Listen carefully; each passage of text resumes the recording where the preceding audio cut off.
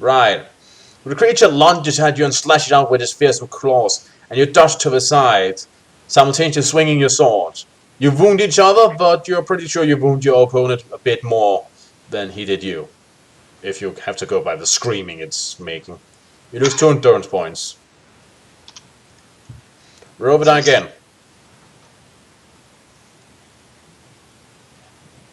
Oh, the die. There you go. 5. Right, 5. Okay. The creature lunges at you again, striking you with great speed. Fortunately, its claws does not manage to penetrate your solid armor, and you only lose 2 endurance points. You, in turn, hack your sword straight down its blubbery-looking head, but, well, it doesn't seem to affect it. Possibly because it's a polymorphed being and doesn't have real anatomy. Roll it again. Sorry. Then I'm wondering, what did we hack the Nazi arming in? Yeah, that is the question now. I know it sounds odd, but I'm just getting the feeling it's like fighting blob or something, you know, that, jelly. You would believe that when he morphs, the body parts is where his body parts would be. He was a spiritual entity before. Oh, well that explains a lot. 9 anyhow. Right. And then you proceed to utterly savage him. So, no matter how this whole thing works, he's dead now. You win. I can just imagine it just splattered all over the place. Yeah. The moment you strike your killing blow, the creature explodes with a flash of brilliant white light. As the glare fades, you see that nothing whatsoever remains of either its body or spirit. Magnaarn witnesses the death of his servant with a look of pure terror. He screams, and in a moment of panic, he touches the head of the Naira scepter to the floor. There's a tremendous boom, and the floor shudders violently as it's torn wide open by a massive quake. Hurriedly, Magnaarn makes his escape through a curtained archway. Determined not to allow him to escape, you get ready to leap across the fissure which has opened up the chamber floor. It is no less than 20 feet wide at its narrowest point. Okay. Alright, give it here. Roll the die, and add 4 for having Hunt Mastery.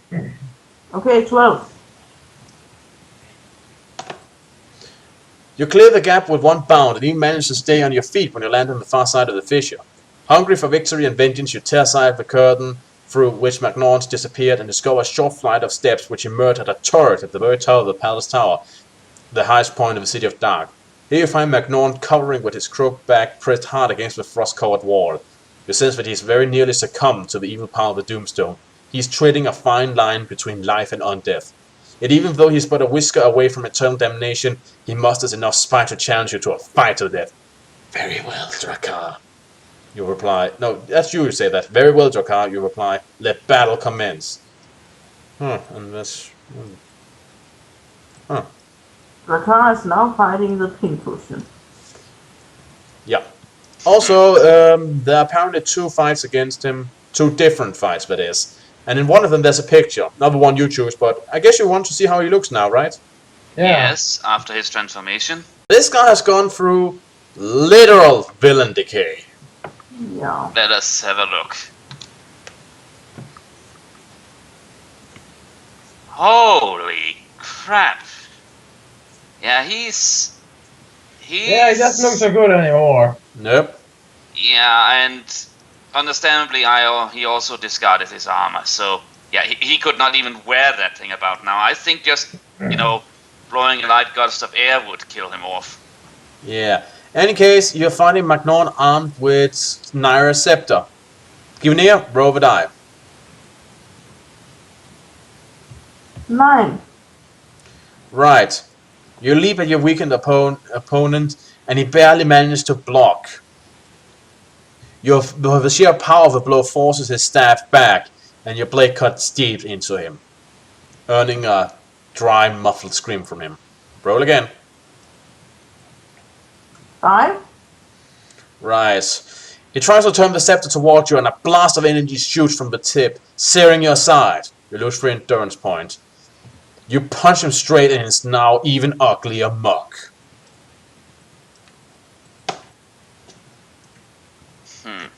Three. Right. Angrily, he pushes you back and flings a orb of force at the floor. You jump, but it's not enough. The floor underneath you explodes and showers your shins and knees with hot rocks. You lose 4 endurance points. You charge forward and slash out against your opponent. He tries to dodge, but the tip of your blade tears open his side.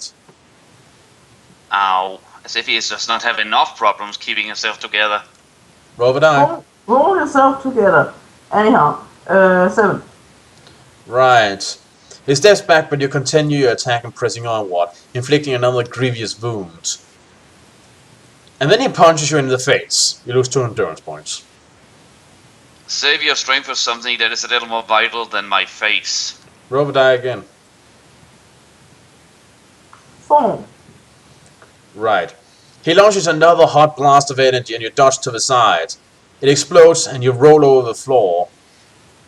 Oh, away from the blast. A bit seared. You lose 4 endurance points. Then you charge forward and deliver a powerful stab to his stomach, trying to finish him off.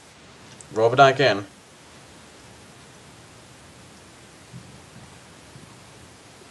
4. Right.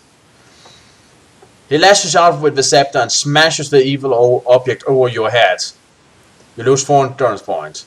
With a grunt of frustration, you rip the blade up through his gut, and up through the side of his neck. Yeah, that's a good thing because we were down to 10 health points, so hopefully that was a semi-mortal injury. The moment you strike your killing blow, the Naira scepter explodes with a brilliant flash, and you're knocked down by the sudden release of energy. For several minutes you lie unconscious on the floor of this windswept turret, until you are found and revived by your guiding companion, Captain Prague. It really shocked us when the scepter flashed us. Yep. Oh god. Nothing remains of either Warlord Magnaarn or the Naira scepter. Both have been utterly destroyed. I don't know why, it just happened. Just the evil dark artifact just went kaboom. Yep. Prague helps you to your feet, and as you look out across the battle-torn landscape, you witness a wondrous event. The Gulf of Lentia is dotted with scores of square-rigged men o' war. They are the ships of the Castellan fleet. At last Lentia's allies have arrived. Thanks to your bravery and determination, the power which has so devastated this land is now no more.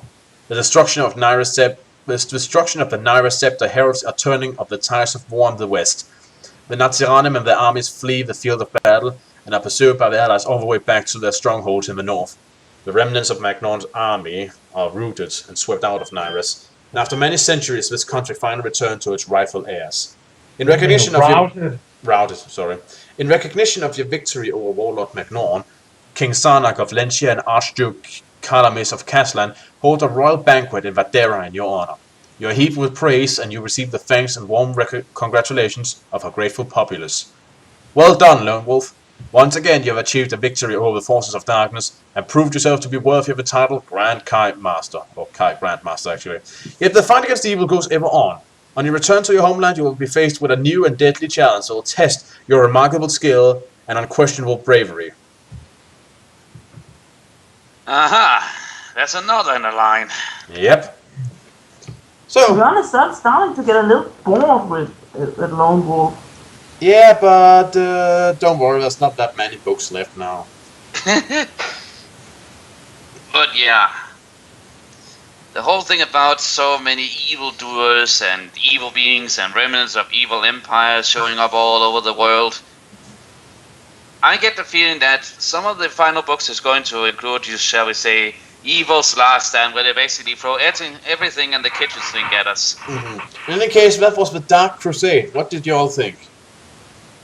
Interesting. It was kind of like being a member of a special forces unit, you know, with sneaking behind enemy lines on this special mission, freeing prisoners of war, trying to lead them and a group of mercenaries as reinforcements for the besieging army.